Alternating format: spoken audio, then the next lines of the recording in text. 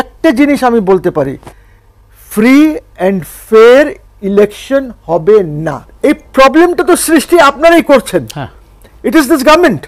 বা যারা ওইখানে আলোচনায় ছিল, ওই টাউট বাটপার আলী রিয়াজের সাথে যারা ছিল, যাওয়াই উচিত হয় নাই, গেছে। আরে বাবা, একটা লোকের ব্যাকগ্রাউন্ড বোঝে করতে হবে। আপনারা ইউনূস সাহেবকে দেখেন, আমি বারবার বলি একটা কথা, আসিফ মাহমুদ, কি নাম তার, সজীব ভুইয়া, সে একটি বই লিখেছে, আপনারা নিশ্চয়ই জানেন, বইয়ের নাম হলো জুলাই। এই বইয়ের 113 আর 114 পাতা পড়বেন, সেখানে স্পষ্টভাবে সে বলেছে যে 5 তারিখ চ্যানেল 24 অফিসে বসে আমরা বিএনপির চেয়ারপারসনকে ফোন করেছি, লন্ডনে কথা বলেছি, আমরা প্রস্তাব দিয়েছি একটি জাতীয় সরকারের। উনি বলেছেন না, এইসব কিছুই করার দরকার নাই, একটি ইন্টারিম গভর্নমেন্ট বা কেয়ারটেকার গভর্নমেন্ট করো, ছোট গভর্নমেন্ট বানাও এবং 3 মাসের মধ্যে ইলেকশন দাও। ওই 3 মাস এখন কত হয়েছে? 15, 16, 17, রাইট। এখনো ইলেকশন নিয়ে সংশয় আছে, কত যাবে আমি আপনি বলতে পারি না, গেসও করতে পারি না। যদি ওইটা হতো যেটা প্রস্তাবিত ছিল, তাহলে কিন্তু ওইখানে বিএনপি থাকতো, ওনার দল থাকতো, আমার দল থাকতো, ইসলামিক দল যারাই আছে মিলে একটা সুন্দর সরকার হতো। ওইখানে বসে আমরা সবাই মিলে যা করার করে ইলেকশন আজকের থেকে 6-7 মাস আগে হয়ে যেত, বুঝছেন? রাইট। আপনি যে ফাইজলামি করতে গেছেন আলী রিয়াজকে নিয়ে, এইসব বিদেশিদেরকে এনে যে আপনি ফাইজলামি করতে, আপনি জানেন ওই যে একটা ফাজিল আছে না, খলিলুর রহমান, সবখানে ঢুকে, দ্যাট ফেলো ওই যে করিডোর দিয়ে দিচ্ছিল এনারা মিলে, ওটা তো সেনাবাহিনী না স্টপ করলে তো এটা হয়ে গেছিল, কাম ফিনিশড মিয়ানমারের সঙ্গে। জি, ওই মিয়ানমার তো ওই করিডোর তো জনগণ বোঝে না ঠিক করে যে ওইটার অর্থটা কি ছিল। সো প্রবলেমটা হচ্ছে যে আপনি দেশীয় লোকজনকে না এনে, এই যারা জনগণের সাথে আছেন, সবসময় একটা কন্ট্যাক্টে আছেন, বা আমরা যে কোনো একটা পর্যায়ে আছি, আমরা যারা আন্দোলন করেছি, উনি আন্দোলন করেছেন, আমরা মামলা খেয়েছি, হয়তো ওদের মতন খাই নাই, বাট মামলা হয়েছে, সিরিয়াস মামলাগুলি হয়েছে আমাদের বিরুদ্ধে। আমাকে ডিজিএফআই যখন আন্দোলন করছি, জি আমি অনেক হ্যারাস করেছে, আপনাকে করেছে না এই আন্দোলনগুলি। সো কোয়েশ্চেন ইজ, আমাকে কোর্ট থেকে ইয়ে করেছে চিফ জাস্টিসরা, আমি বাধ্য হয়েছি বলতে তখন যে this is the supreme court of Awami League. এইটা আবার সুপ্রিম কোর্টে চালানো হয়েছে, চ্যানেল 8 থেকে ক্লিপ এনে তৎকালীন চিফ জাস্টিস কোর্টে এটা চালিয়েছে খুব বড় স্ক্রিনে। পরে উনি আমাকে আরো ইয়ে করার জন্য সুপ্রিম কোর্টে 6টা স্ক্রিন লাগানো হয়েছে, যে মনিটরস, ওইখানে আমি আমেরিকায় ছিলাম, আসার একদিন রাত্রে কনক সার্ভার ফোন করেছে, ওই যে মঈনুদ্দিন চৌধুরীর সুপ্রিম কোর্টের যে রায়টা আছে ওই নিয়ে আলোচনা। আমি বললাম দেখো আমাকে আর করুন, আমি কাল সকালে ঢাকা যাচ্ছি। বললো জাস্ট একটু নেই, একটু নেই নেওয়ার পর এখানে নাসরিন না কি নাম আছে, ওই যে মুক্তিযোদ্ধাদের বা ওদের ইসে, তারা দিয়া আমার বিরুদ্ধে মামলা করেছে, ঠিক আছে? সো এই যে প্রবলেমসগুলি হয়েছে, এই প্রবলেমসগুলি তো উনি জানে, আমি জানি, উনি জানেন, যারা জনগণের সাথে আছে, যাদের শিকড় এখানে আছে। আপনি সব বিদেশিদেরকে আনে, তারা বাংলাদেশি হতে পারে, এনে আপনি দায়িত্ব দিয়ে একটা দায়িত্ব পালন করতে পারেন নাই। একটা দেখান আপনি দায়িত্ব পালন করেছে, তারা একটাও রিফর্ম করতে পেরেছে? ওরা এটাই চায় যে একটা গোলমাল বাজুক, আমি আরো ক্ষমতায় থাকি, আরো লুটপাট করি। কি Yunus is a fair man? Yunus তো ইজ অ্যানাদার চোর, একটা বাটপার সে।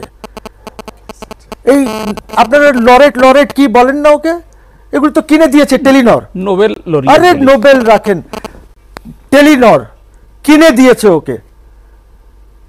হি is not a fair man. প্রশ্নের উত্তর দেয় না, খালি হাসি দেয়, গিভস এ স্মাইল। কঠিন প্রশ্ন করেন, উত্তর দেবে না, উত্তর দিলেও বলবে এইটা তো আমি বুঝি নাই, তা আপনি আসছেন কেন, চলে যান। এই জন্যই তো আসিফের প্রস্তাব ওয়াজ গুড। আজকে উনি থাকতেন, সালাউদ্দিন সাহেব থাকতো, অনেকেই থাকতো সরকারের মধ্যে, ইলেকশন কবে হয়ে যেত, 14-15 মাস লাগতো না। উনি একটা এনজিও সরকার নিয়ে ঘুরতেছেন, আর যত বাইরে গেছে সব এনজিওর জন্য গেছে এক্সেপ্ট 2, যেটা গেছে আপনার ইউএনজিএতে, জেনারেল অ্যাসেম্বলিতে 2 বার, এইটা ছাড়া সব এনজিও। আপনি ইয়ে মিথ্যা কথা বলে, আর ওনার একটা স্পিনার আছে, ওই খালি গুগলি মারে, ওই যে কি শফিকুল নাকি নাম, মিথ্যুক অফ দ্য হাইয়েস্ট অর্ডার, সে স্পিন করে শুধু কথাবার্তা। বাইডেনের সাথে কোনো সিটিং হয় নাই, ওই পাসিং ইস্যু, ওই যে একটা ডিনার দেয় ওরা, ওই সময় সবার সাথে হ্যান্ডশেক করে, ওই হ্যান্ডশেকের ছবি দিছে আর বলছে বাইল্যাটারাল হয়েছে। সবখানে যদি আপনি মিথ্যা কথা বলেন, বাইডেন না ট্রাম্প, বাইডেন ট্রাম্পের সাথে তো হয়নি কিছু, ট্রাম্পের সাথে তো কিছুই হয় নাই। আমার দেশে আরো সমস্যা গভীর হবে কেন? বিকজ ইন্ডিয়াতে যে আমেরিকান অ্যাম্বাসেডর আছে, যাকে নতুন ট্রাম্পের বন্ধু, যাকে অ্যাপয়েন্ট করা হয়েছে, he is an ambassador for India, কিন্তু ওকে দায়িত্ব দেওয়া হয়েছে যে special envoy for south Asia and central Asia. So expect lot of problems. আমি মনে করি যদি ওই যে যদির মধ্যে আছেন, যদি ভোটটা যদি হয়, হ্যাঁ, it will B A manipulated vote. যে কোনো এক দলকে সরকারে বসানোর জন্য ভোটটি হবে, বুঝছেন? বিকজ এইখানে বাইরের প্লেয়ার্সরাও আছে, তারা চায়। আর এক সময় এটা ছিল যে জামাত আর এনসিপি কে দিয়ে কোয়ালিশন গভর্নমেন্ট করাবে, অনেকেরই এই ধারণা। আপনার এখানে রেভলিউশনের মধ্যে তো বিদেশিদের অনেক হাত আছে, ঠিক আছে, টাকা পয়সা আছে, অনেক কিছু হয়েছে এই দেশে, ওদেরও একটা সে আছে। ওই সেটা কার উপর দিয়ে চলছে আপনি বুঝতেই পারছেন। They wanted to keep originally BNP out of this, ওদেরকে আউট অফ দ্য রেস না, মানে অপোজিশনে ফেলার জন্য আর ওদেরকে ক্ষমতা দেওয়ার জন্য। এখন মুশকিল হচ্ছে কি যে ওরা যেভাবে কাজ করছে, আমি জানি না যে ওদের কোনো সিচুয়েশন চেঞ্জ হয়েছে কিনা। আমি যে অ্যাম্বাসেডারের কথা বললাম না, he will play a very important role, ঠিক আছে। আর উনি তো হলেন একজন এজেন্ট, ইউনুস সাহেব।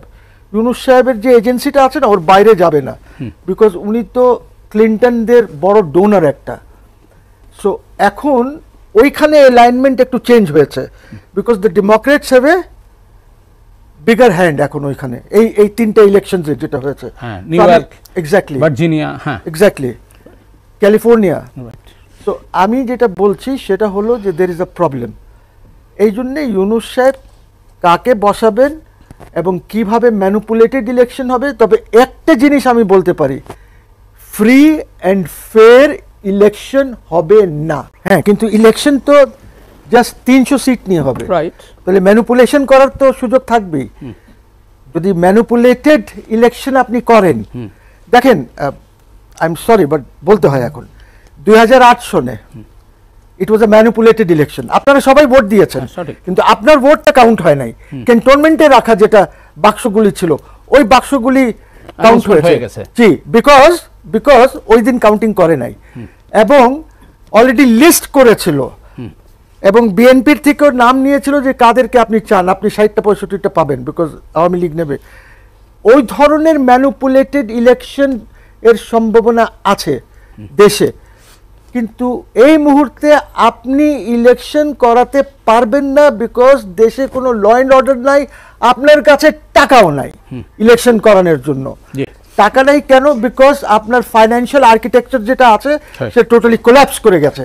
আজকে ব্যাংকে আপনি অনেক জায়গায় আমি শুনছি যে 1 লাখ টাকার চেক নিয়ে গেলে আপনাকে বসায় রাখে, বলে আজকে 10,000 টাকা নিয়ে যান, আমি কালকে আপনাকে টাকা দেব, ঠিক আছে, এই পর্যায়ে গেছে। আর আমি গভর্নমেন্টের এই পলিসিটা সমর্থন করছি না যে 5টা 10টাকে, যা যে ব্যাংকগুলি ব্যাংক্রাপ্ট হয়ে গেছে, মরে গেছে, কবর দিয়ে দেন, জাস্ট বাড়ি দেন। আপনি 5টা 10টাকে করে আরো দেশে অস্থিরতা সৃষ্টি করবেন, ডোন্ট ডু দ্যাট। কিন্তু এদের মাথায় কিছু নাই। আজকে স্টক মার্কেট দেখেন কোথায় আছে। ভোট নিয়ে কি কোনো আশার আলো আপনি দেখছেন? আমি 0 কেন -100 দেখতেছি, যে